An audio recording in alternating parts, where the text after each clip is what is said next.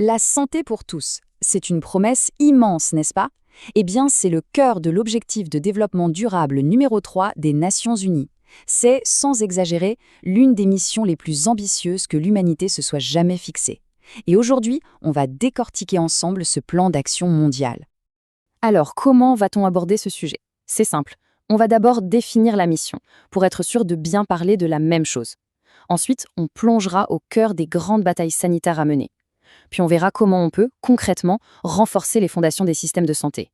Et enfin, on découvrira pourquoi cet objectif va bien au-delà de la simple absence de maladie.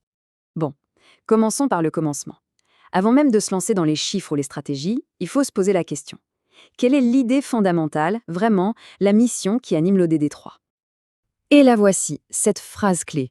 Garantir une vie saine et promouvoir le bien-être pour tous à tous les âges. C'est le pilier central.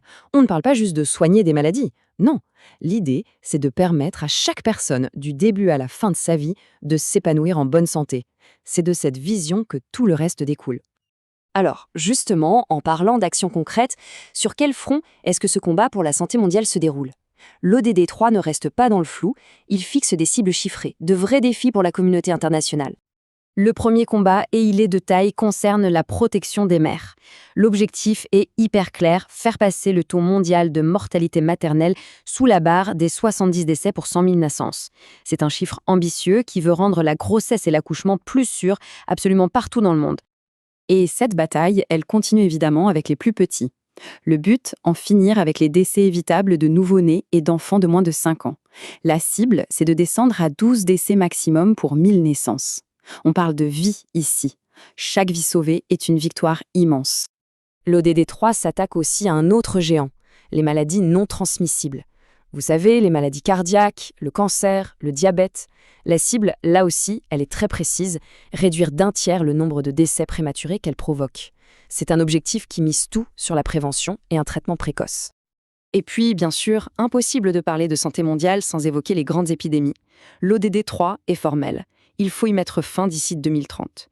Le sida, la tuberculose, le paludisme, mais aussi d'autres maladies tropicales qui touchent des centaines de millions de personnes, elles sont toutes dans le viseur. D'accord. Les objectifs sont audacieux, on l'a vu, mais avoir des cibles, ça ne suffit pas. La grande question, c'est comment on y arrive. Cette partie, c'est le comment.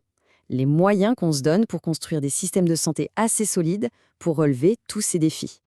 En fait, la stratégie repose sur plusieurs piliers. Tout commence par les moyens.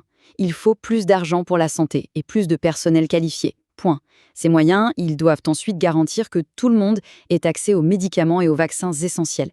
Et pour que cet accès soit fiable, il faut des hôpitaux, des cliniques solides, capables de tenir bon en cas de crise. Et enfin, tout ça ne peut fonctionner sans une vraie solidarité internationale pour aider les pays qui en ont le plus besoin.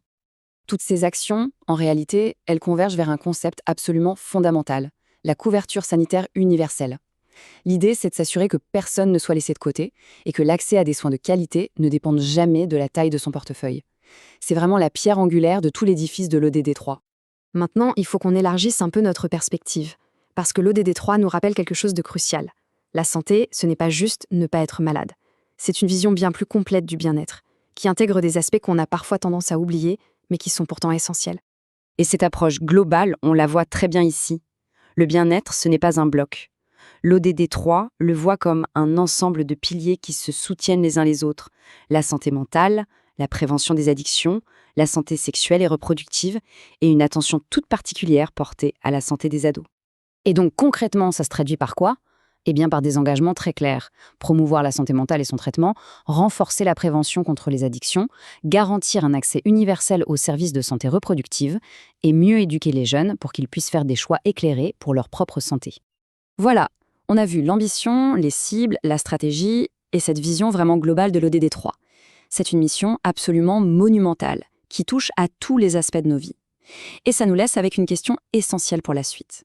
Face à l'immensité de la tâche, quelles devraient être les priorités absolues? Où est-ce que les efforts mondiaux auraient le plus d'impact?